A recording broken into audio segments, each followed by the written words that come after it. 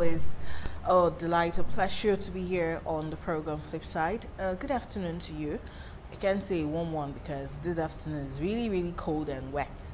It's raining cat and dirt at this side of the town, but I don't know about your end. It might just be sunny. You know, this Bini weather can be very deceptive. But right here at the communications village, it's raining and it's really heavy. And notwithstanding, we're still here. We apologize for starting behind schedule though.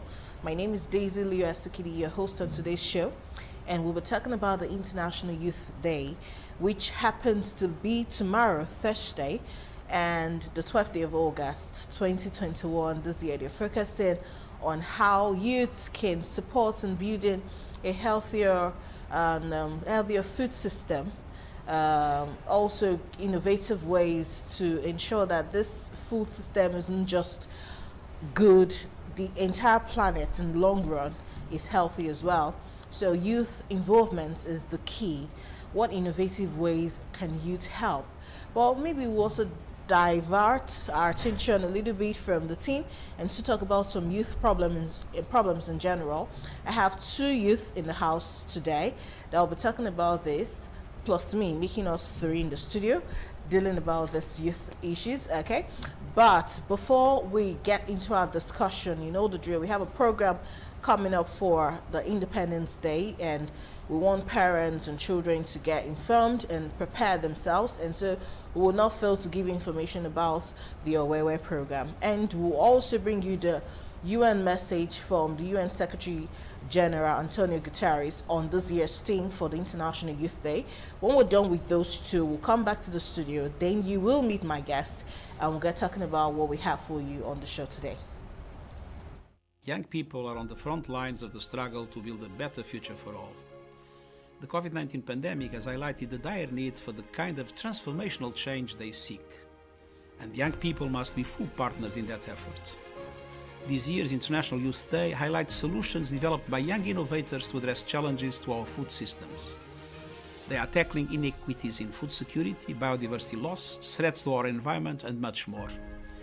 We see that same drive, creativity, and commitment in many other areas, from gender equality to education and skills development.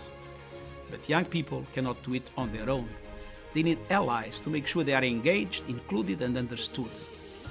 Guided by the United Nations System-Wide Youth Strategy, Youth 2030, the UN is strengthening its work for and with young people worldwide. I urge everyone to guarantee young people a seat at the table as we build a world based on inclusive, fair, and sustainable development for all. Thank you. All right, thanks for staying with us. For those who joined us before and for those who are just tuning in, the program is Flipside with your host Daisy Leo Asikidi and two very amazing individuals in the studio with me. So we're talking about the International Youth Day, and I have two guests that will be talking about this with me. One you've seen here on Flipside before, sure. I'm talking about Peter Agwebo. He's in the house today. He is a youth inclusion advocate, he's a humanitarian, and he's a coach when we'll talk about youth matters. So most times when you even watch reports we have on television, on town hall meetings where youth were called, if you look very well, you definitely see him there. It's good to have you on the show today. Yeah, the sacrifice was huge with this rain.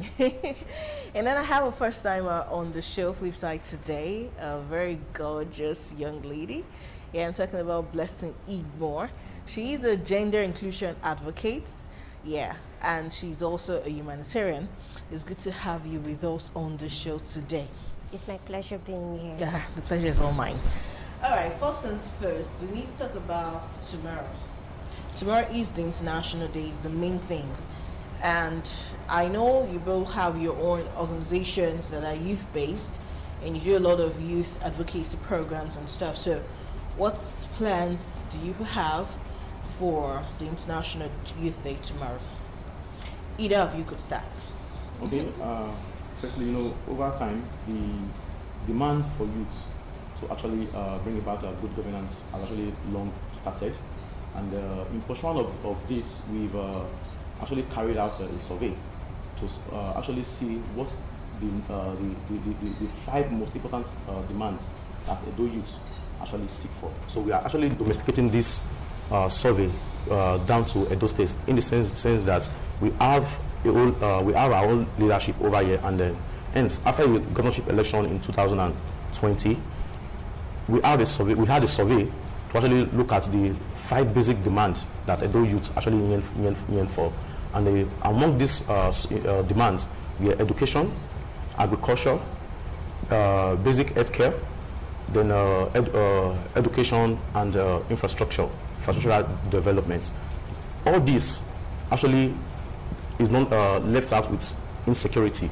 So security is also one of the major demands that the youth actually want the government to look into. So basically, yes, the government is for the people and of the people, and the Edo youth are also in partner with this, and we are looking how on that day, which is tomorrow, August 1st, we'll see how we'll reawake the government interest, because the survey is already before the state government. We're going to have a press briefing tomorrow to reawake their interest so as to meet up to these demands within this 4 years tenure that the governor had. Okay, education, agriculture, health, infrastructure, and security. Insecurity is a big issue, so we can flog it 1,000,000 at one time. But this year, the UN decided to focus on agriculture. It was not really what I expected them to talk about, though. You know, all attention has been on COVID since last year, and I was just thinking maybe something in line with COVID, and then they're saying, well, we've been dealing with COVID, we've learned a way to get around it so far, so we should be thinking of rebuilding. And one of the ways we're going to rebuild is through agriculture, through food, and how we can ensure that the next generation do not come and starve. You know, it's one thing to eat, it's another thing to eat healthy. And now youths need to be involved. Youths need to start farming. This present administration has been talking about agriculture for a very, very long time. And it's good to know that the youths will also be taking their demands to the government tomorrow in Edo State, and agriculture is one of the major demands. But I'll ask a personal question to you, Blessing, today, before we get into our main discussion. How does it feel being in the field doing this old gender inclusion talk? Don't you feel intimidated? You're quite petite. This is the kind of thing I've been praying for, but God does not answer me. You know, every day I keep expanding. But how's it like on the field? Okay. First of all, for anything you do as a person, it has to be driven by passion. So it's what you have passion for that you go forward for.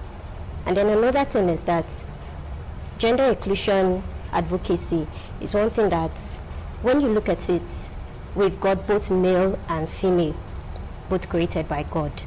And then you cannot have one of the sexes presenting or working while the other is left dormant. Now, what are the ideas this other one has? If both of them comes together and work together, then they would achieve greater things, because you cannot, a man cannot just come up and say that these are the challenges that a woman faces. True. You can mention some, but you would not be able to mention all. Unlike when a woman is also talking about the challenges she faces and that of other women too. And then we cannot both decide to say, these are the solutions to these challenges, and these are how we are going to work towards attaining it. And working as a person with a petite figure,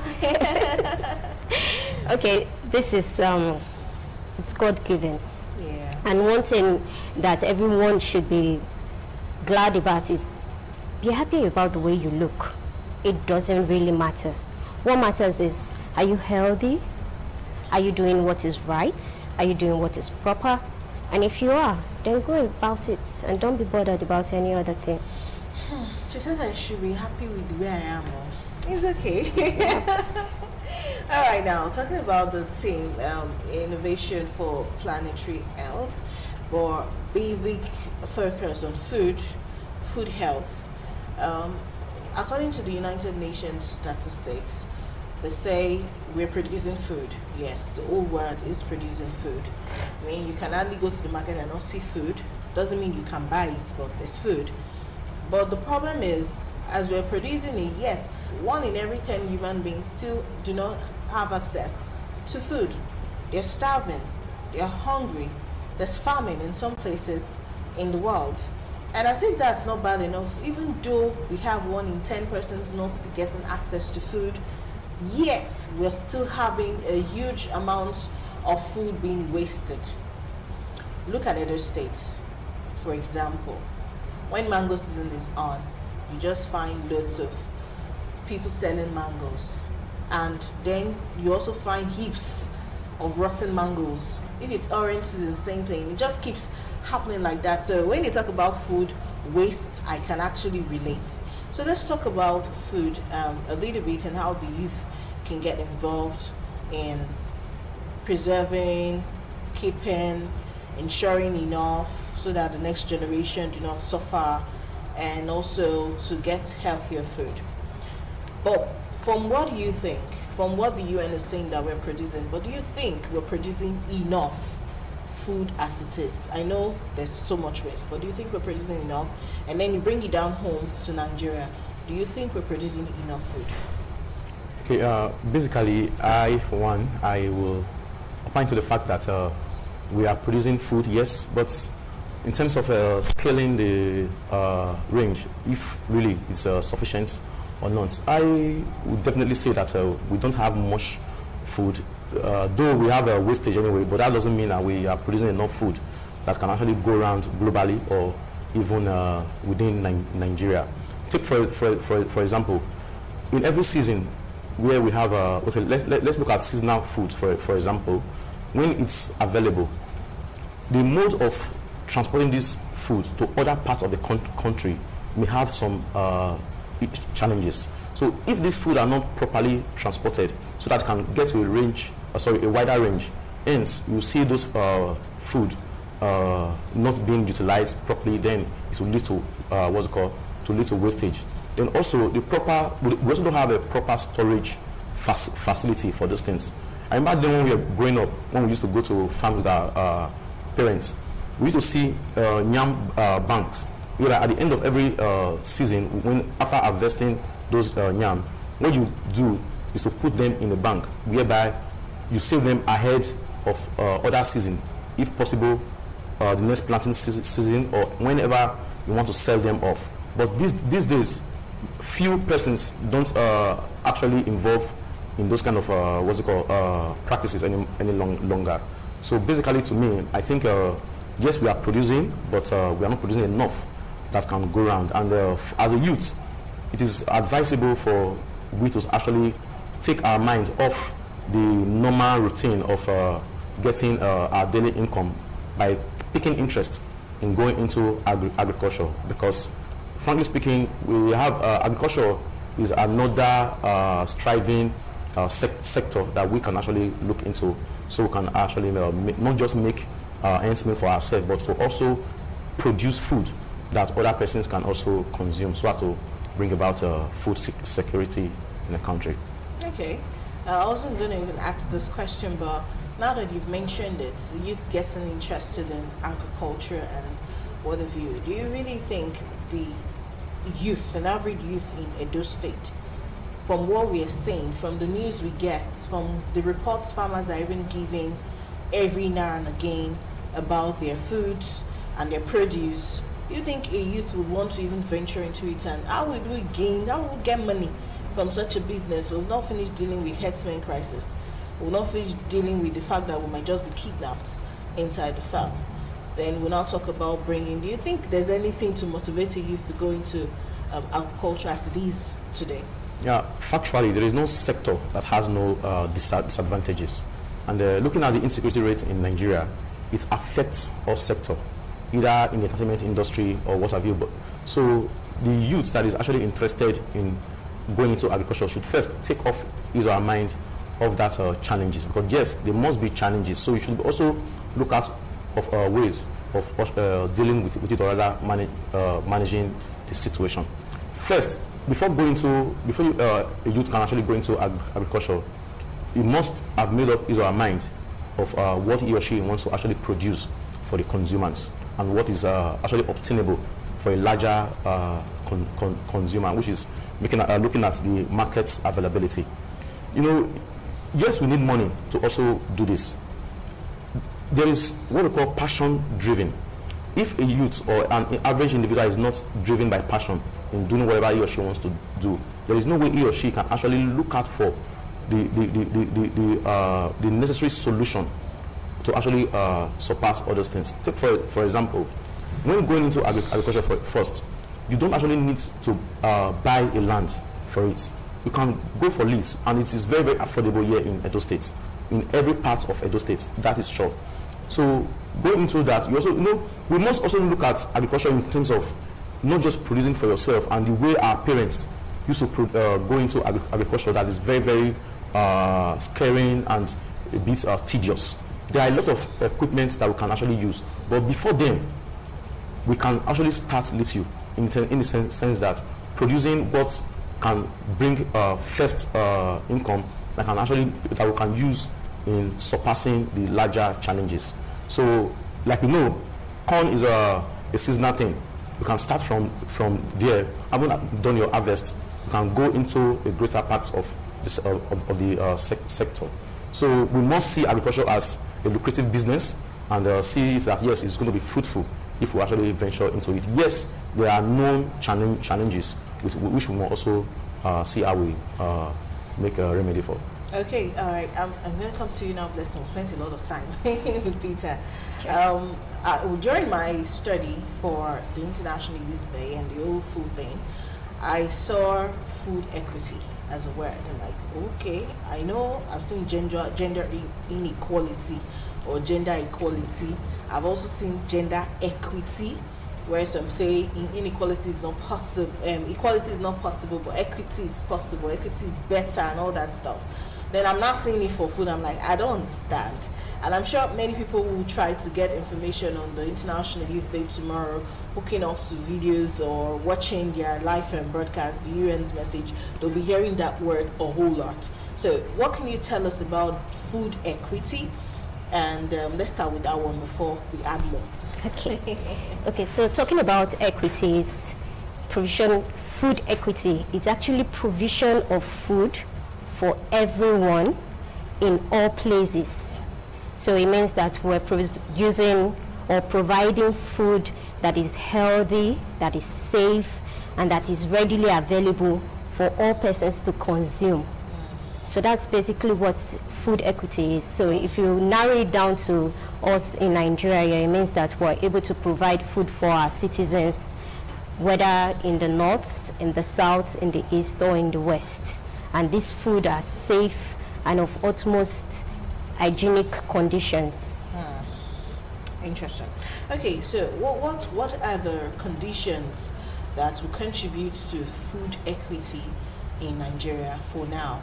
Because food for all in Nigeria, I don't know, I don't think everyone is eating. We still walk in the streets and we see people coming up to us say, "Auntie, give me 200 naira to chop." I know some of these people are fake sharp, but it happens.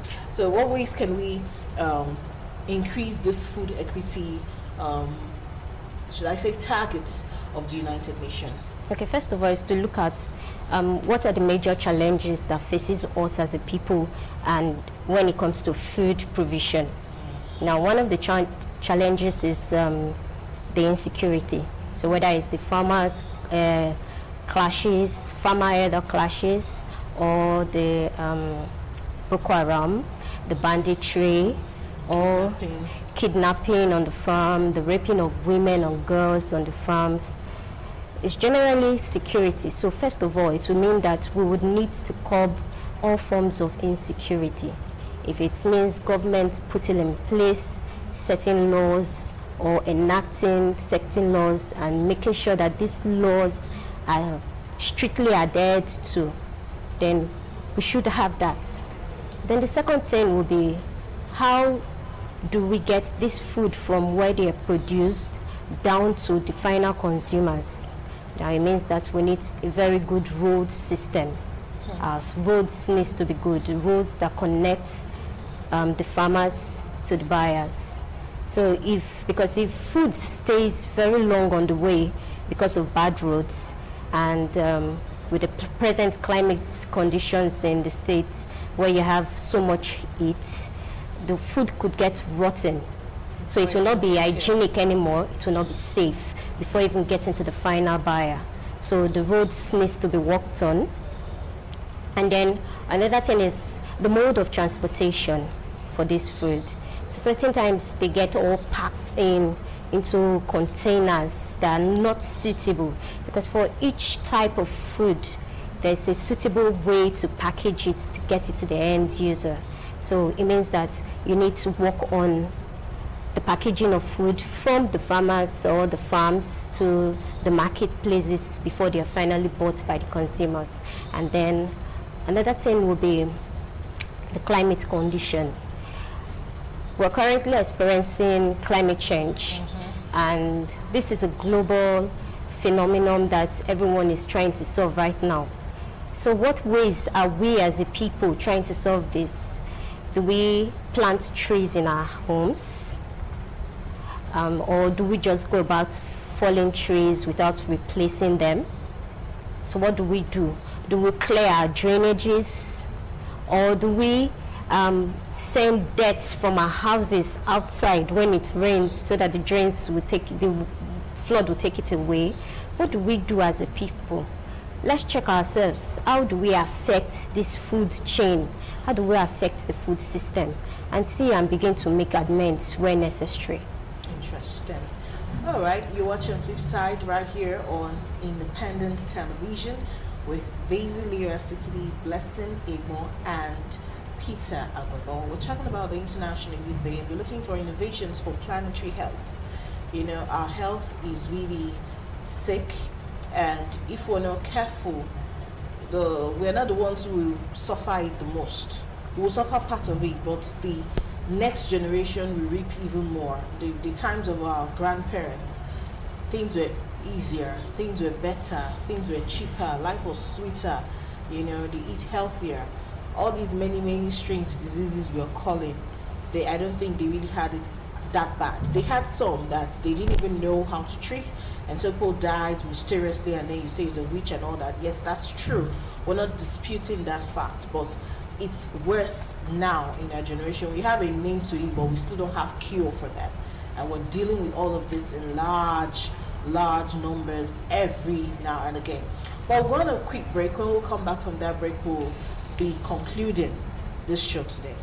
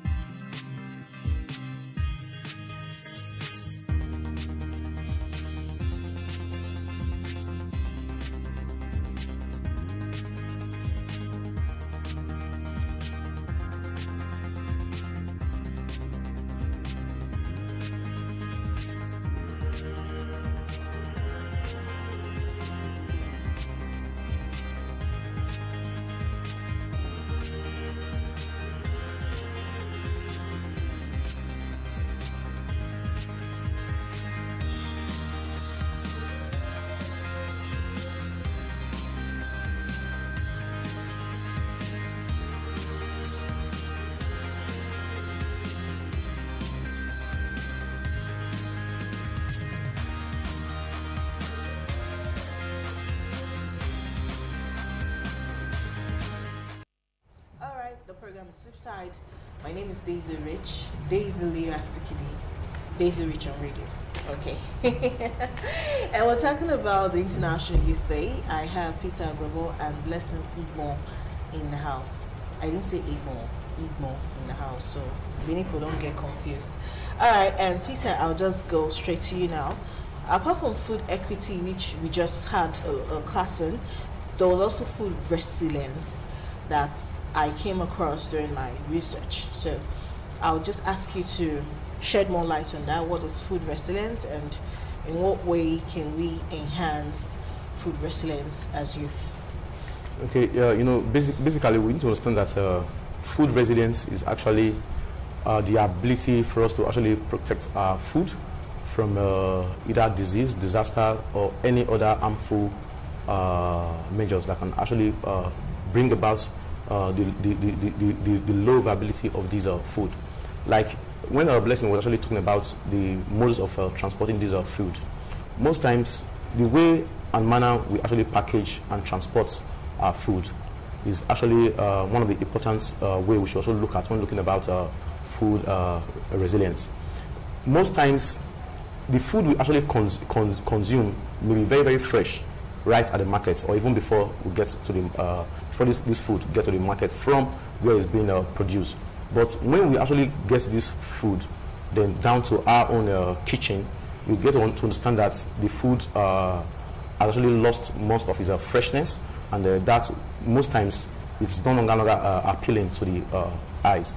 But in nutritional terms, food resilience is more technical in the sense that we need to actually look inward in how we can actually protect our food even while it is not, it has actually not metamorphosed into becoming food while it's still on the crop process, having planted your food before harvest.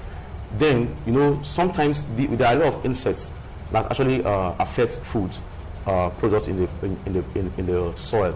So these terms is actually look into technically, but on the course of our discussion, food resilience to average youths should not be far-fetched from, is not actually basically on the fact that looking at it from the point of food equity, in the sense that we need to see how food is being available to all persons, because on food equity, it is the right of every individual to have access to food in a quantifiable manner, be it a male or be it a female. And your economic background also does not have a limitation to your access to food. And most times when there are economic crises, when there are economic crises, then it affects the food resilience from food equality, because at the end of the day, these persons, be either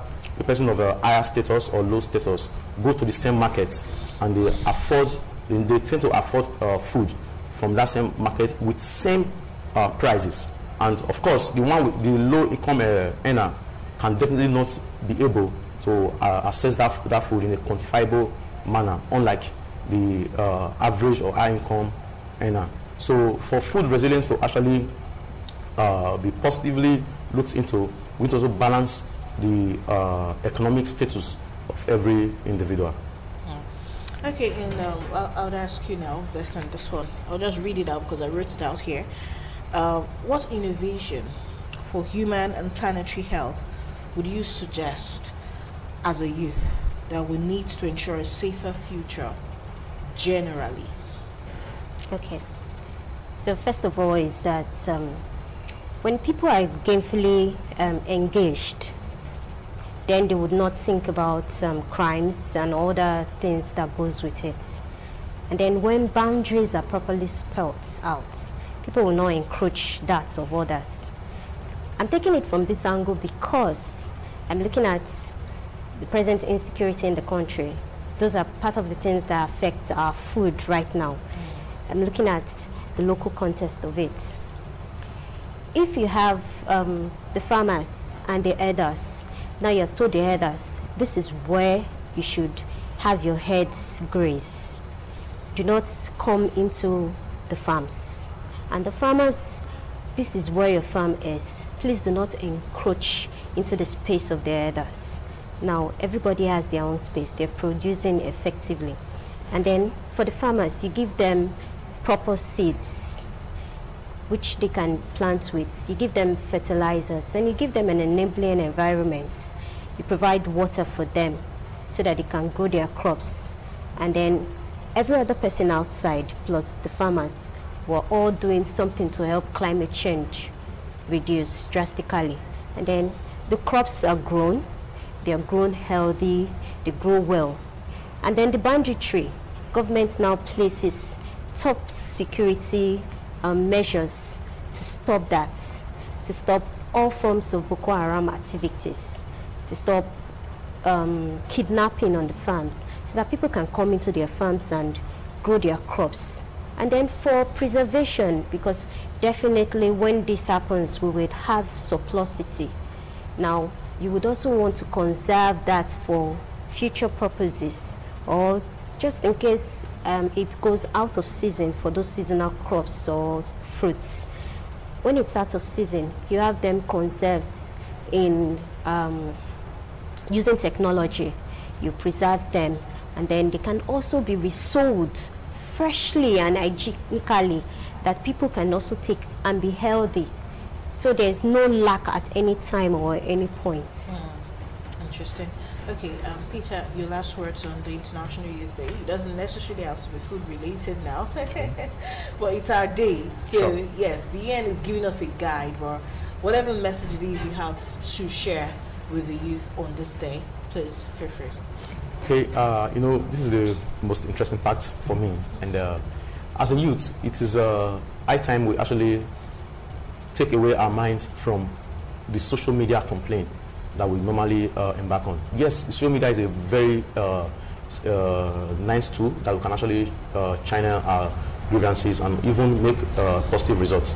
But ahead of the 2023 general election, which is a very, very important aspect of our lives, and now the Independent National Electoral Commission has given us a platform that can actually bring about new voters into the system. So I'm actually using this day to encourage and appeal passionately to the young voters, those that are just clocking 18 and those that were not able to register in the last general continuous voters registration, to kindly please visit any of the INEC office closer to them to do their registration. And it's even now very much easy, whereby they can use their Android phone or even the laptop to click on cvro.inecnigeria.org, where they can have their own online registration and go with their unique number or this slip to the closest INEC registration point where they can have it completed.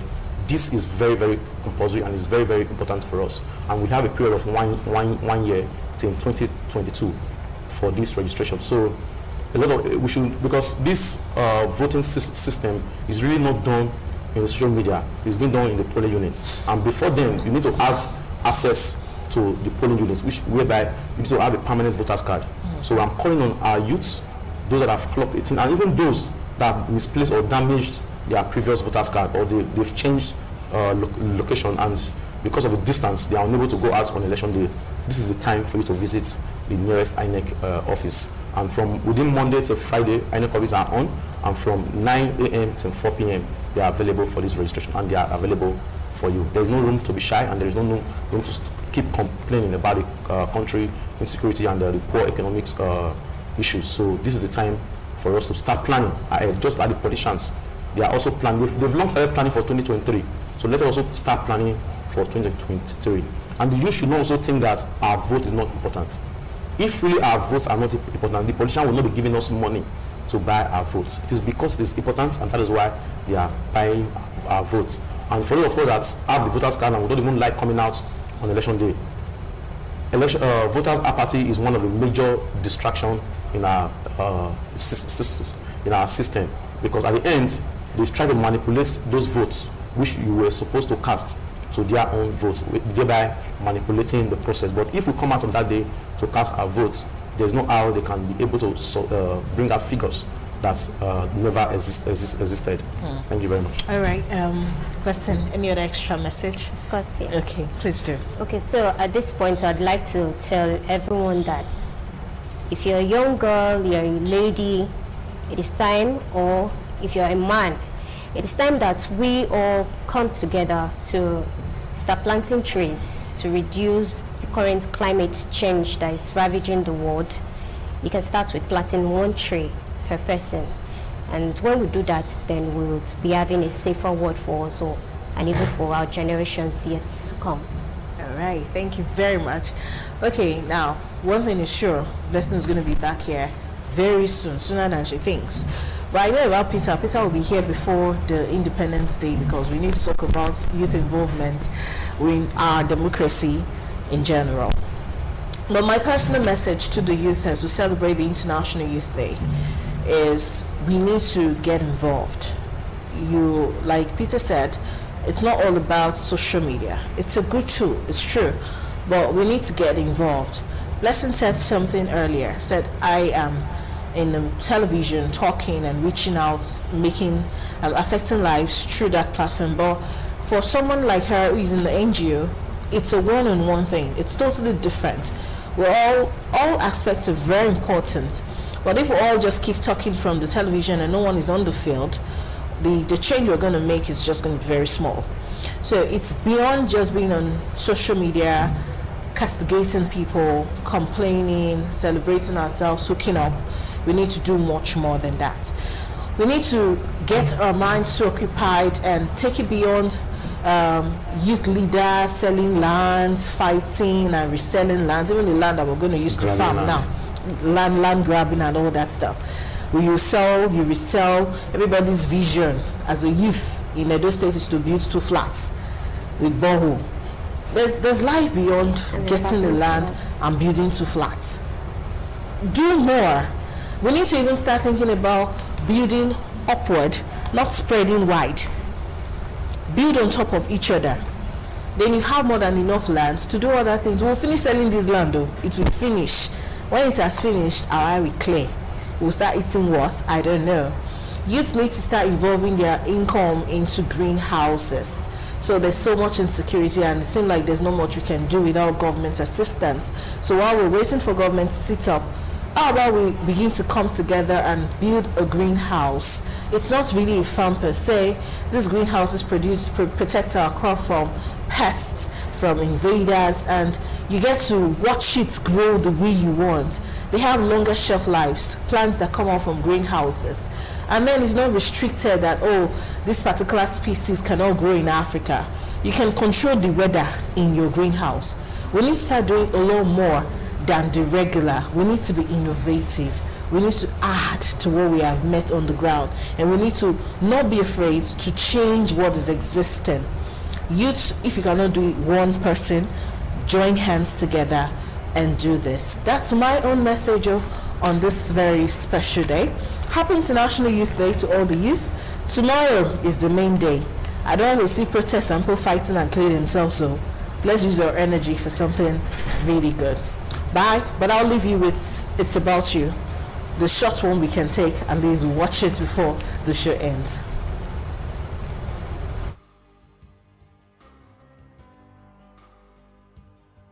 Shea butter really is a wonderful all-around health and beauty balm. It is extracted from the nuts of African carrot trees with the biological name Vitellaria paradoxa, a species that grow from Guinea and Senegal to Uganda and South Sudan.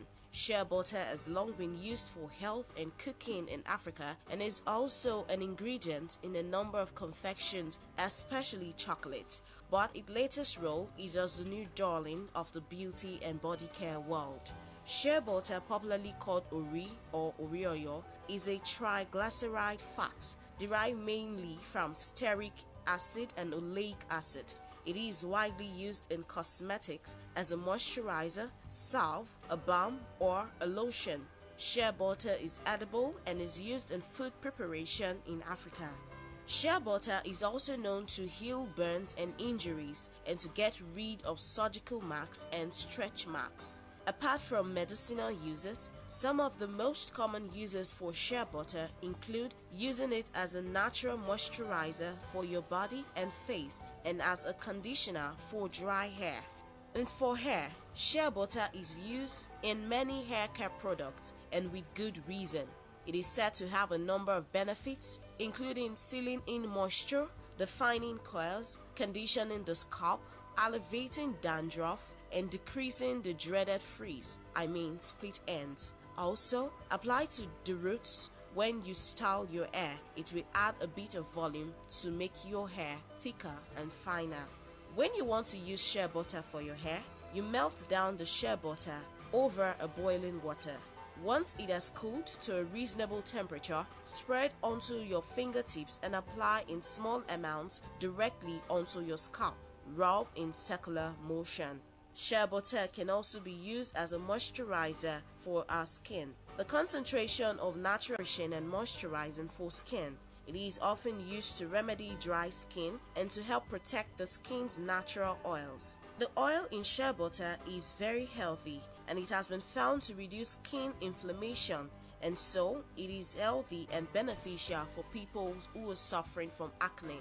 Shea butter aids in skin natural collagen production, and the continuous use of it on the skin will result to skin softening and strengthening as well as wrinkle reduction. Shea butter is high in vitamins A and E, so shea fat helps to prevent damage from ultraviolet radiation. It means shea butter is a sunscreen. For many who suffer from painful cracked heels and dry cuticles, shea butter solves the problem. For heels that are particularly bad, apply shea butter before bed and slip into cotton socks for the night. With its anti-inflammatory magic, it makes sense that shea butter would quell the swelling of insect bites. But if crowds of people across the web are correct, it also stops the irksome itch of insect bites pretty much on the spot. It also clears nasal congestion. Just massage it around the nose for as long as you can stay and see the miracle happen. Shea butter applied to the interior of the nostril by the use of the right index finger or around the nose. You can sleep with it on your face, and when you wake up, your nose will be open. With all these many beauty and medical benefits of shea butter, you see why you have to use shea butter as a beauty product. Your body is your responsibility. Please take good care of it.